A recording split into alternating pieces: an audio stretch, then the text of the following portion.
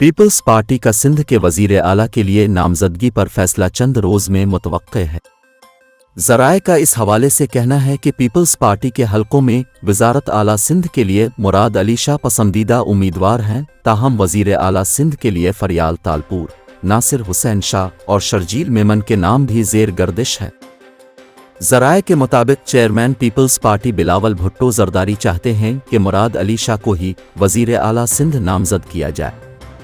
याद रहे कि 8 फरवरी को होने वाले आम इंतखाबात में पीपल्स पार्टी सिंध में सबसे ज़्यादा नशिस्तें जीतने वाली जमात बनकर सामने आई है।